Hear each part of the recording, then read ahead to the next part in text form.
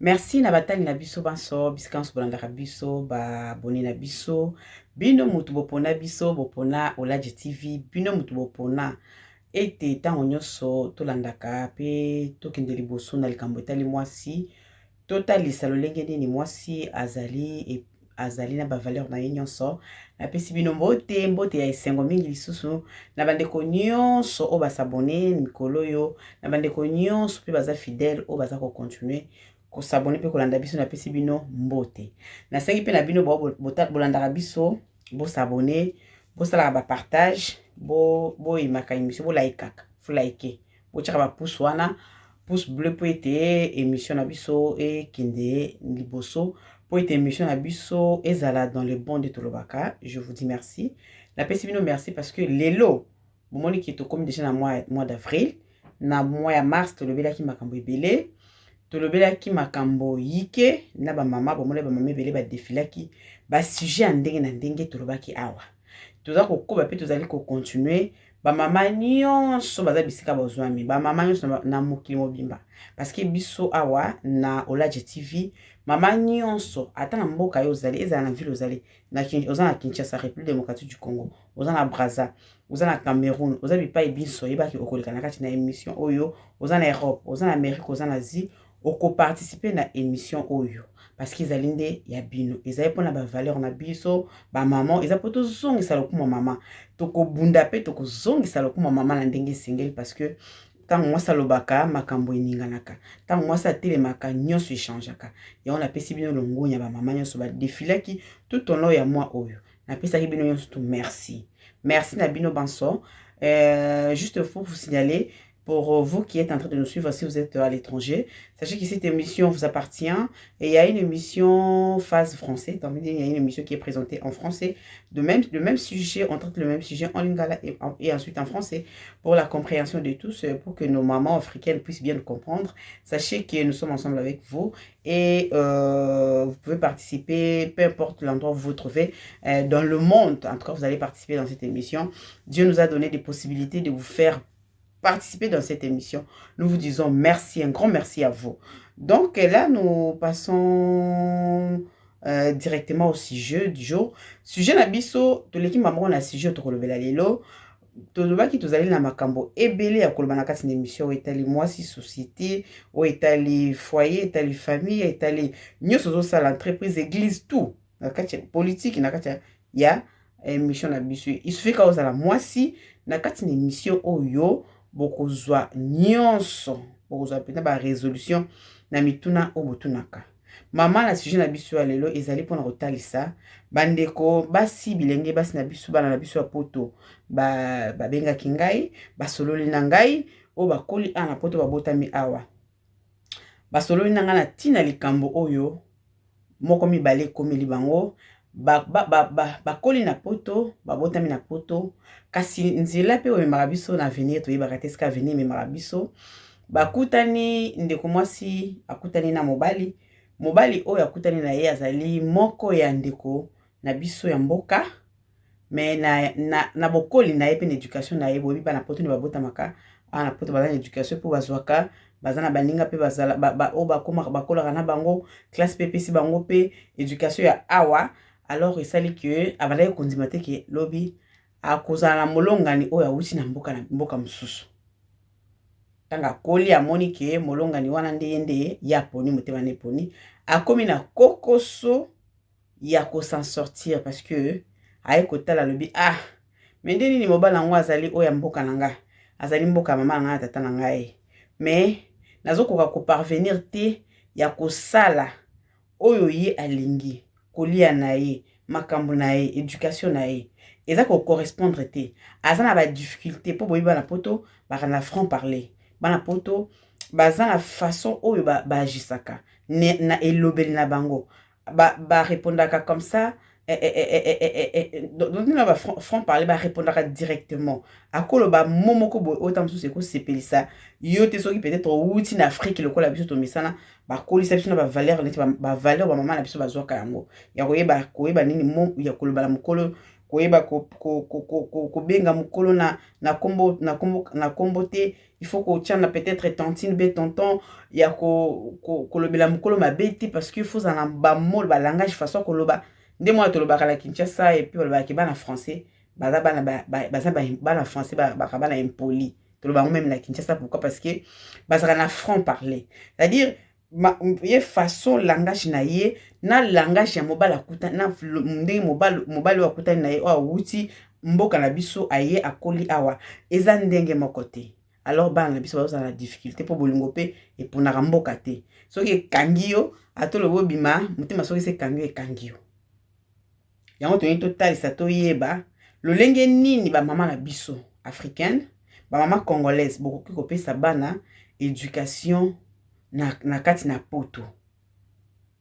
Lolenge nini esengeli ko vivre na bana ya poto parce que bana ya poto baza na façon na bango bana lolenge na bango babotami a bakoleli a bazo bénéficier pe na éducation bakuti awa biso pe ba congolaise pe na ba mama africaine pe toza pe na o abiso éducation okuta na ba culture mususu pe ndongo na pena kino ba s'impose ka c'est-à-dire ba sala ka bana na bango ce qui est ce qui ndechi na mona mingi na baluba na mbala moko na ezaka na États-Unis na kindaka na États-Unis ba mbanga na famille moko ezaki ya baluba bana mikie mona mkiasa na 6 ans ba 6 ans sous 5 ans bazolo ba chiluba ça veut dire bazo apprendre bango chiluba na tala bi oh mona na États-Unis na ndako bazolo ba chiluba oui ça dit ba parents na ye bazana pose ba bi aye ba chiluba parce que lokola vandaka awa anglais akoyeba kaka otombi aye ba chiluba na po anglais lokola fandaka awa akoyeba kaka automatique batanga kana anglais ba camarade baza ba anglophone et tout akoyekola kaka anglais. Mais ça ba parents mususu ba boti bana ba on a poto ako soki abota par exemple na mboka moko songolo baloba kata mususu munoko moko songolo mama aza congolaise ayebi lingala abi pe aza famille pe baloba famille na ye pe ba yebi lingala. Mais moi na wana alakisi munoko mususu te po munoko ba pe mususu baloba français te alakisi ka mwana munoko wana ka ya bango wana ya mboka na ye wana. À part ye mon maman na papa peut-être azana difficulté au solana bato mususu la famille moi na akoko solana te po ayebi même pas français ayebi peut-être que anglais ayebi peut-être que peut-être qui portugais ayebi peut-être autre langue mususu. Les langues qui laissent changer monde comme mukie dès le monde comme lokola to komi penda lokola boule moko boy to sa place moko ils sont des akalate qui non pona o solana muto za na Australie passe po non to komi kokuta na monde comme na vitesse moko ezo sala kino komona teke parce que ngana fandaka na Hongrie to na fandaka na Chine moi na olobaka chinois ki chinois non akokuta na ba française ba français to ba française akokuta na ba anglophone lingala pe yango pe s'étendre tout ça pour ça le lingala comment le ma partout. Alors ils ont ça ba difficulté makasi lelo na société bana ba ko na poto parce que tozo bossa na kino biso moko na no photo pesa bango na no éducation na biso ba valeur na biso d'origine to uta nango place to uta ba valeur na biso pe que no mama nanga bien que naza na koli na botin peut-être na France ou na Belgique mais ba mama nanga o ba origine na bango ba uta côté kuna faut ko laksa bana pour le basa na difficulté té na mona ngata na baraba za bana na bango en tout cas le quoi liboso culture biso na kilika bana bango ya bango kuna barab basa comme ça c'est comme ça olingo lingate. Mais c'est comme si biso awa complexe c'est ça le ko bala botami na poto mama miso na poto o bosani que bana fa ba valeur ya yo d'origine koto uta po makila wana za na kati na bango talande bande ko basi ba ko ba difficulté parce que ba benga mo ba yebisinga bana bakoli alingi mo bala uti na mboka songola uti na mboka pakala maza la difficulté. Après qu'on condamne ma beauté et dit ah tout ça c'est ma mère tu vois moi voilà na français belé non franchement elle m'a rien appris et pourtant ba na pe après ba zarapi na mutu makasi parce que ce qui David ozo la qui ça wana déjà dans moi ça bible moi je connais tout ça je vois sur l'internet mais c'est que to ça la boni pona to garder culture nyo somi balé to apprendre bango ba valeur nyo somi balé c'est à dire oya biso to uta na en Afrique na oya a na poto parce que awa pe ba koleli awa baza pe na vie na ba mususu awa alors troyoka ba mama na biso ndenge bako intervenir. Tobala na mama Nathalie Ndaya depuis Paris. Oyo atalisi biso nini mwasi nani nde mwasi. Mwasi aza na ba valeur nini pe aza na position nini na famille. Pour na kotalisa importance ya éducation. Tola na mama Nathalie depuis Paris. Nazali na esengo mingi ya koparticiper na émission na yo oyo ezali kopesa ba point de vue sur l'éducation ya bana na biso et sur le rôle de la femme. Lelo tokozwa ndenge lobaki le rôle de la femme congolaise. Nasepeli mingi po nga moko déjà je suis de la diaspora. Rôle de la femme congolaise la diaspora na éducation à bana nae ezali sujet moko munene complexe parce que nous avons vu, nous voyons comment nos enfants bazo évoluer na société oyo ya na Europe ou bien ailleurs. Ezali kopesa biso ba questionnement tokosala ndenge nini tokosuka wapi. Donc maman Pamela yango nasepelaki ko répondre na invitation na yo. On a apporté en plus na apporté moi par nangai ya réflexion na makambo zali koleka éducation ya bana na biso. Au départ, je voudrais parler de la femme en tant que telle. La femme, oyo azali pilier ya éducation à bana, azali ko jouer rôle ebele. Na ebele on a qui ko reconnaître ko citer rôle net ya épouse, travailleuse, mère. Trois rôles wana ezali primordial pour la maman, pour la femme. Au biso tozali nga pe naza femme donc au biso tozali. Okay. Épouse elingi koloba aux côtés de son époux, son mari. Nini maman akoki kosala, nini maman akoki ko apporter pour na épanouissement ya couple na ye, ezali nde moi bénéfice, moi aide pour biso tozali ba être semblable ya ba époux na biso. Donc tozali obligé ko apporter aide. Papa azali wana azali ye moko biso tozali nde koti na ye, donc biso nde tozo soutenir ba papa. Tokoki komona ke soki colonne vertébrale ezosala pasi makolo nyonso nzoto mobimba esalaka pasi. Biso basi toza ba colonne vertébrale ya ba papa. Donc il faut tosuka ba papa en tant que des épouses. Naye kozwa lisusu femme en tant que mère. Mère, celle qui donne la vie. Eza kaka la vie ya bana oyo boti. Eza pe la vie à toute la nation na à toute la société. Tozali ba pilier lisusu important. Oyo ezosimba éducation ya bana. Adage moko ezali koloba éduquer une femme c'est éduquer toute une nation.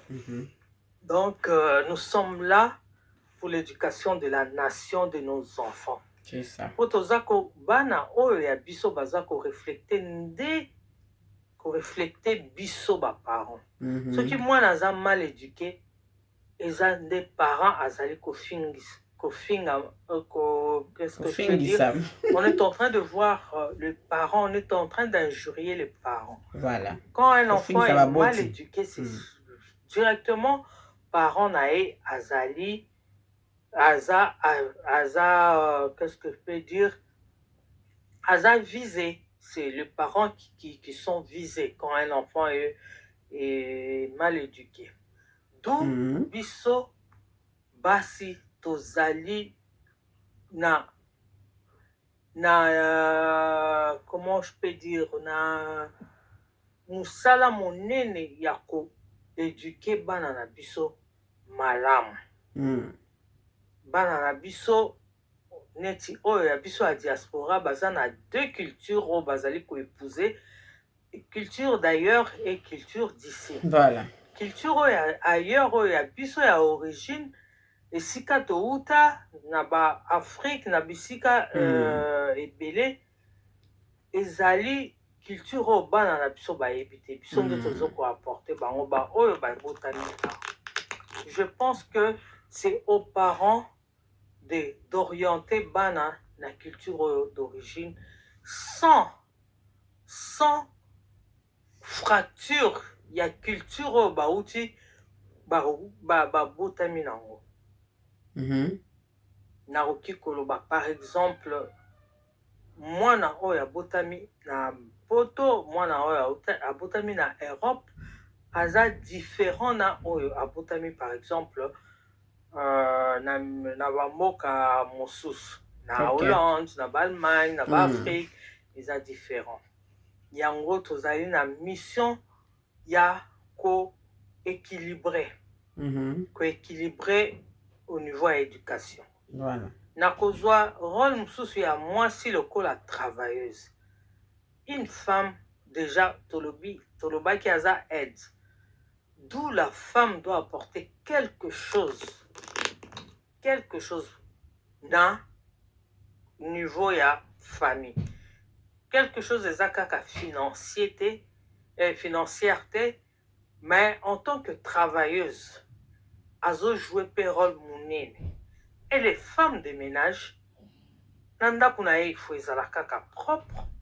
Ndako na ye il faut ezala propre parce que les femmes travailleuses, ceux qui azali femmes oyo azo vaquer na occupation moko financière, toki koloba azo apporter apport financier mosusu na libota pour compenser ba dépenses ya ndako. C'est pas obligé, mais c'est une compensation pour azo jouer rôle wana dès le départ ya kozala travailleuse. Avec l'émancipation il y a 21e siècle, il y a 20e siècle, la femme doit apporter quelque chose.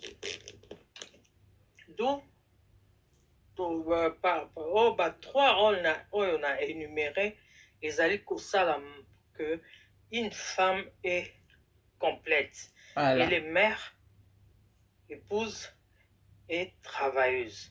Donc c'était le pilier oyo kosimba libota na ye, oyo kosimba éducation ya bana, éducation mobile na ye oyo azomona ke mwana na ye liboso eza mobile na.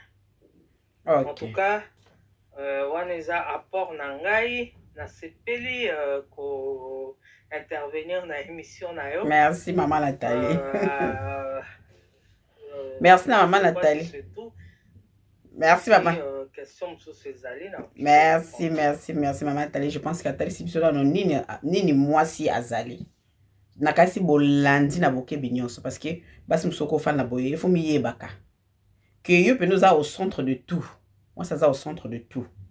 Au départ faut moye oyeba maman ozali nani. Parce que aux autres parties, aux autres contribuer à l'éducation, tout, la maison, papa, tout ce qui t'entoure, ménage et tout. Nous sommes organisé, même bana o bazana bango. Bana siko ko tali sa bango siko yo organisation na yo comment tu es. Parce que biso ba kolisa biso ndenge wana. Ba kolisa biso na ba culture na biso na ba valeur wana nyoso ba tali sa biso na mboka. Que moi si asala kamusala, moi si mukala banga pona lamba fufu na âge à 10 ans. Na bosa na ramonti.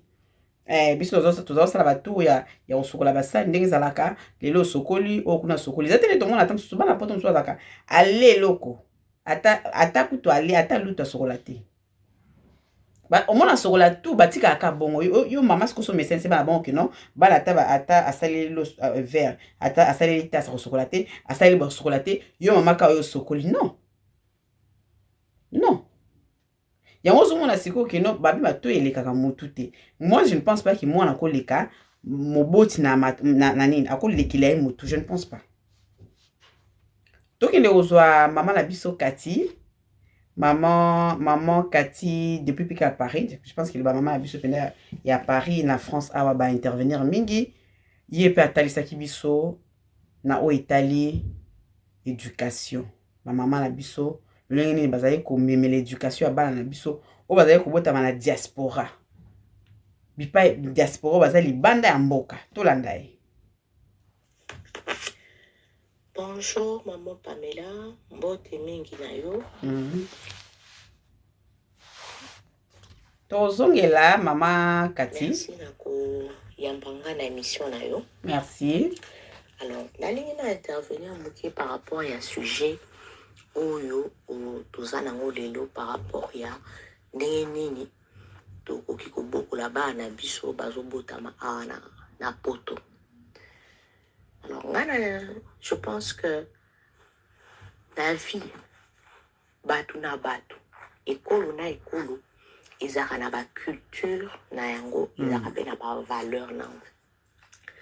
Culture to pe valeur na yo, ezo dépendre te na place oyo yo ozo vivre. Peu importe, esika yo ozali, culture na yo to ba valeur oyo eza lié na culture na yo, esengeli opatela yango pe o continuer ko pratiquer to ko appliquer yango. Et na le cas échéant soki okome pe ko bota bana esengeli yo pe o transmettre culture na yo même si oza na mboka na yo te. Yango nde ezosala identité na yo. Yango nde ezosala ke yo zala oyo yo zali oyo ezokesanisa yo na bato mosusu. Donc, na pesa exemple moke, par exemple, ba valeur na biso, valeur oyo congolais azalaka nango, parmi ba valeur, eza que moi si la femme congolaise est une femme oyo travailleuse, aza mwasi moko asalaka, aza mwasi agoigoi te, aza mwasi oyo ayebaka kolamba, aza mwasi oyo ayebaka kobongisa ndako na ye, aza mwasi moko azalaka mwasi ya peto. Alors, ba valeur wana eza ba valeur moko oyo congolaise nyonso o abotami na makili ya Congo, azala botami na Brésil, azala botami na France, azala botami na Chine, eza ba valeur moko oyo il faut to battre yango et to transmettre yango na bana. Okay. Mais malheureusement, tant que balongwaka, alongwe Kinshasa, alongwe Congo pour une raison pour une autre, aïe a décidé à vendre dans l'Occident. Malheureusement, batu bazana ba complexe. Complexe moko zo sala que bazo s'acculturer. Complexe moko zo sala que azolinga akoma lokola mundele alors kaza mundele te. Et chose plus grave, c'est que parfois au moins na mutazolinga aleka na mundele. Donc na kuluka okoma lokola mundele akomi ko dépasser na makambo na mundele asala raté. Ya ko muluka bango sala. Na pesa exemple makambo olamba. Mundele o ayebi olamba alakisa mwane kolamba. Mundele ayebi olamba te alakisa mwane te. Mais mundele ayebi olamba alakisa mwane kolamba. Mais biso omona mutu congolaise mama ayebi olamba mais mwana na ya botami na ya kolisi ovani na mwana pendant 25-30 ans na kati ya ndako na yo mais mwana no ayebi olamba te. C'est ça. Et c'est le mot donc yo ozosala ngo po nini parce que olingi okopier ki mundele ponanga ba biloko wana ezaka ba complexe. Et ça eza le mot eza mingi na ba communauté na biso. Malheureusement motu ata so ozala nationalité française, ata so ozala nationalité américaine, oko changer identité na yote. Et babiloko wana ezosala ke bana oyo bazobotama na ba pays awa bazana ba manquement bazana ba mwana ozonga origine tant ozoloba déjà l'enfant d'origine congolaise attention à la nationalité mopaya les gens s'attendent bah oui que donc tata na maman na ye baza ba congolais bazo s'attendre à ce que ala qui s'appelle ba valeur o ezaka ya mboka na biso. C'est ça. Mais et et conséquence c'est que soki mwana na yo ozobota mwana na yo boti na mboka mopaya ata soki aza ndenge nini akoma pembe te akoma mundele te azalaka na poso mwindu parce que ça c'est vrai, hein. Sur le papier, à cause de la nationalité française, mais na makila c'est le sang du Congo qui coule. Et ceux qui ont transmettre la valeur, comme ça, moi, à un certain moment, moi, à cause de et puis, et nous, en matière d'éducation. C'est-à-dire, tant que yo, au lieu de kolisa mwane, makambo esengelo ye kolisa, ozo ye kolisa te, ozo bonde la ye, ozo lingo le karama mindele, pour même ba mindele aba pesa bana punition, yo punition pesa kate. Et là, on so mwana lingi ozo accordé ye. Alors que Bible lobby, il y a de la folie dans la tête de l'enfant. Les boma ezalaka na muto mwana. Parents azana devoir ya kolongola liboma wana na muto mwana na ye. Na nzela ya ko lakisa nzela fois sala na nzela ko zala la moi fimbu muke pembeni ya mwana. On ne parle pas ici de maltraitance, non. Mais moi, punition, mon sévérité, mon beau. Mais tant que yo boya ko sala makamona un jour, moi nana yo, a se retrouver dans la société bazo comme. Yo sont d'origine congolaise, ndé nyo bolambate. Yo sont d'origine congolaise, ndé nous impoli boy. Yo sont do na kati libala, ndé nyo ko respecter mobalité. O komona moi na wana o yo zo bondela lelo, ako balukela ko episo di maman pona nino la kisangate.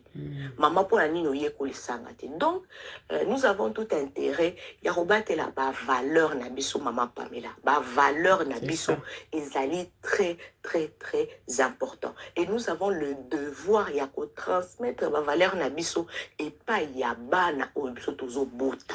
Parce que to linga te nationalité za na papier mais moi nozo bota makila o ezo leka na misisa na ye eza makila ya Congo.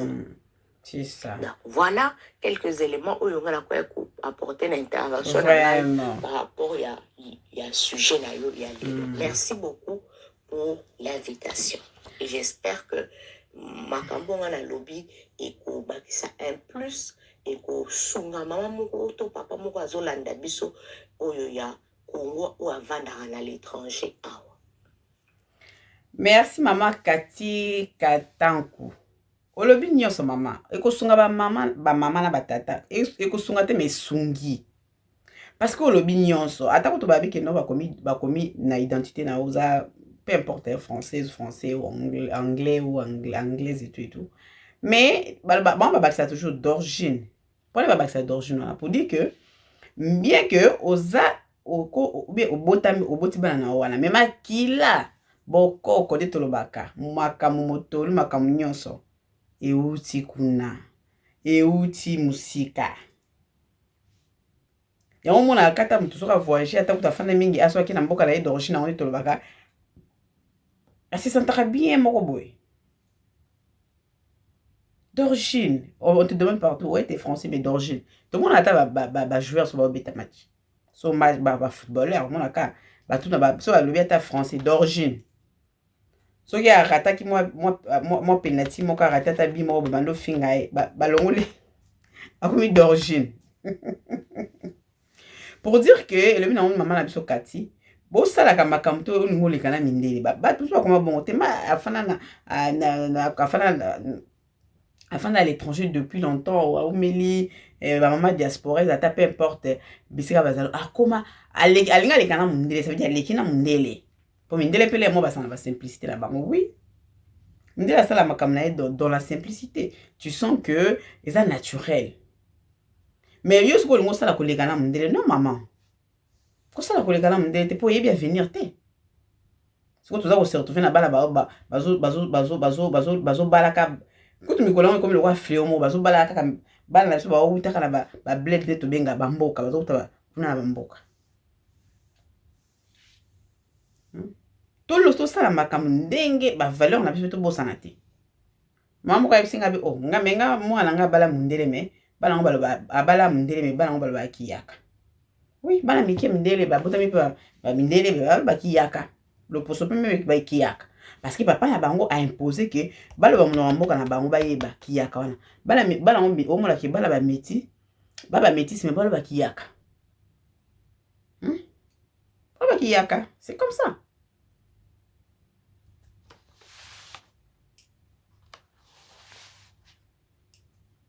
Vraiment, maman na biso boza kolanda ngai ezali na émission na biso tolobelaka makambo oyo bato baza nango bato oyo bazozela bazwa baréponse na baproblème mokili oyo bato balamuka baproblème eza ebele bato baza na baproblème mosusu ayebiso baproblème na yo olobi nonga mpona naza bien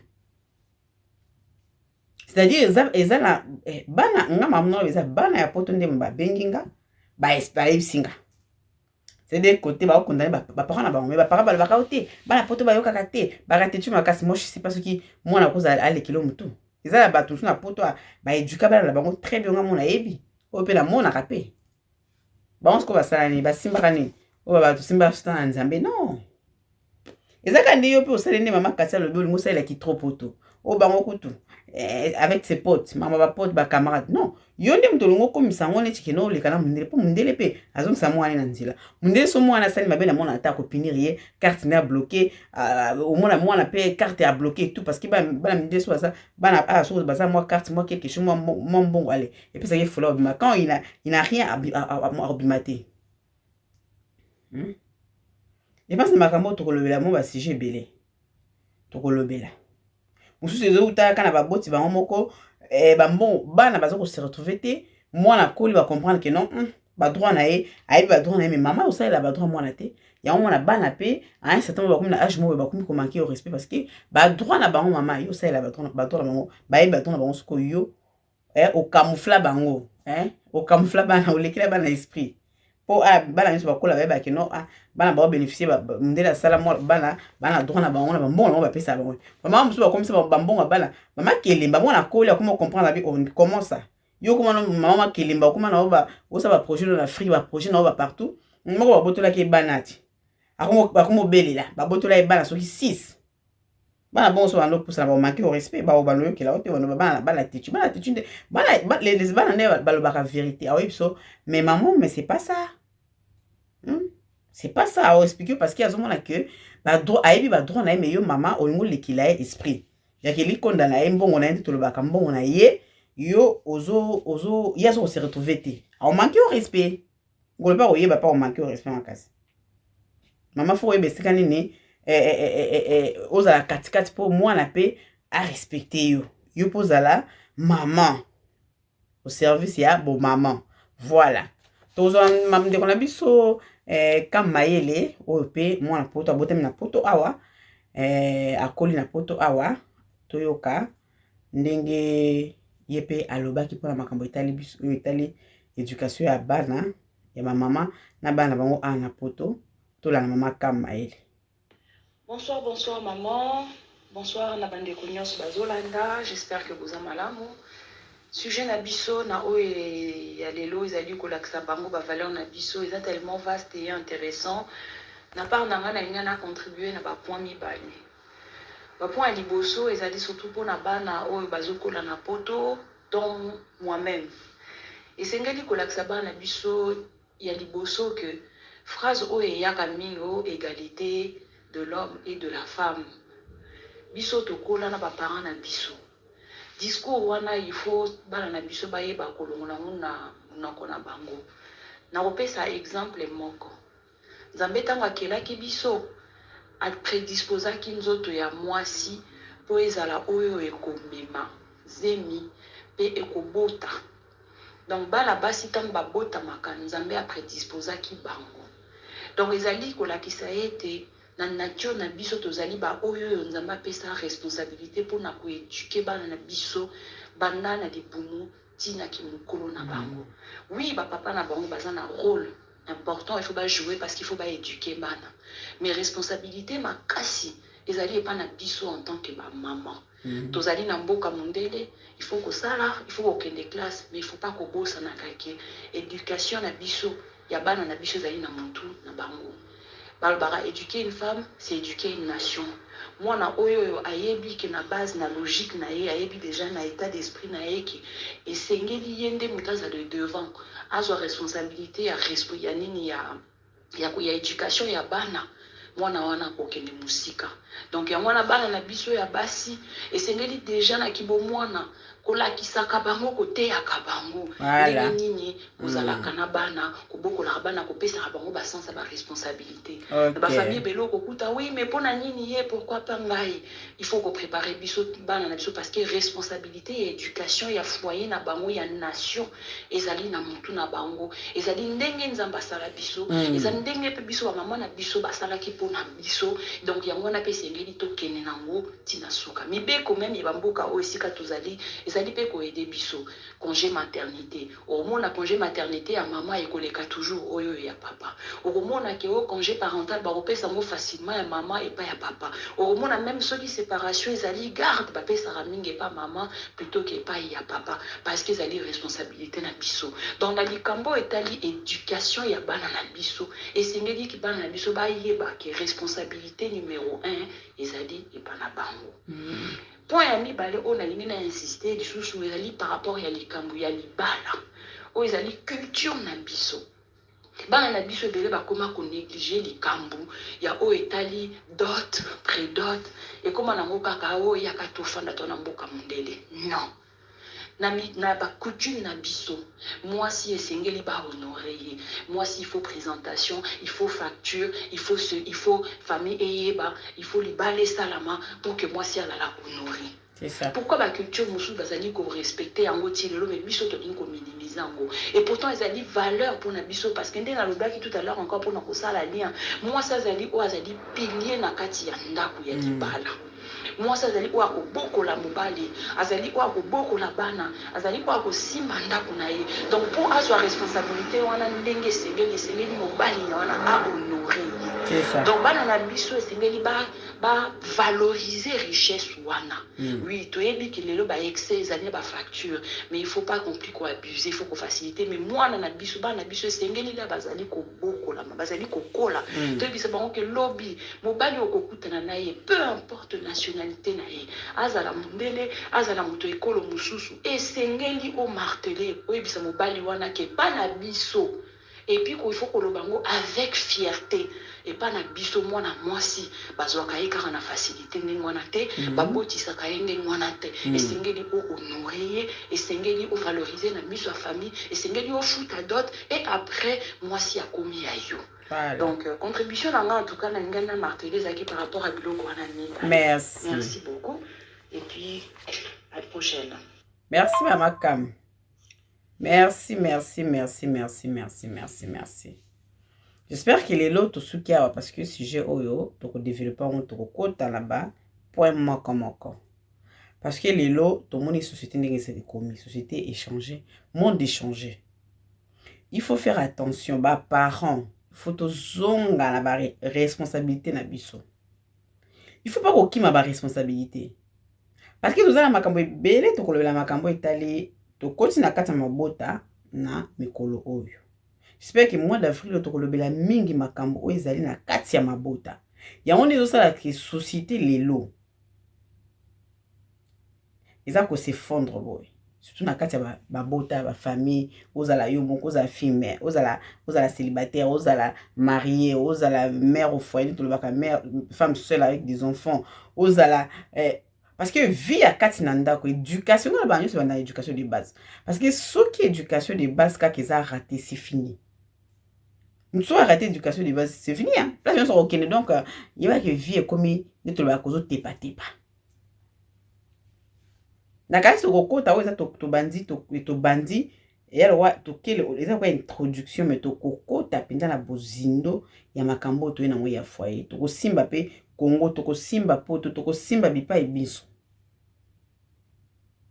Po ba mama to zonga esika to zonga na place wana to mitala siko ba erreur na biso to kotala à partir ba émission to sa mikolo yo nakasi mwasi moko mama moko jeune fille et ozala peu importe âge ozali nango o tanga meka oza mwasi.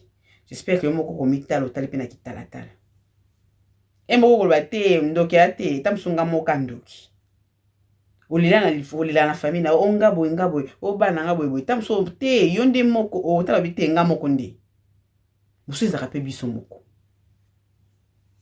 En tout cas, on appelle Sibino merci. J'espère que tu as la maman Esther Joséphine, oh déjà. Nakasi Bolanda qui est merci, Nabino Bolanda qui est la fois passée, le bela qui biso, maman oza kwa kusunga biso, ya le balong ebele, akolo belango, ya ko bana ko ya toke na français, toke na anglais, toke na portugais, toke na swahili, nyuso azana azana ndeko moka yoka kalingala te tote, tokolanda kaka même sujet, même matière oyo, na maman na biso, la servante de Dieu, o nzambe penda kitise la biso pe, oya len sa biso, la servante de Dieu, maman Esther, Esther Joséphine. Ouais, vous en avez prochainement. Na même si je ako limbolela, ako kota na kati tia kopesa biso ba verset biblique poto ba kino, moi sine nzamba lobela, moi sine nzamba pesa vie, moi sine nzambe asala ete mokilo lelo et mon la lumière boye. Tout s'est multiplié, tous allez belé, tout comme autres allez. Moi si, il ba valeur na yo. En tout cas, merci beaucoup. Vous s'abonner, vous partager, vous tirer un pouce bleu. En tout cas, vous partagez, abonnez-vous massivement, abonnez-vous. Prochaine, quant à moi, je vous retrouve bientôt. Hein? Bientôt. Je dirais bientôt parce que c'est bientôt là. Merci, au revoir. Ciao.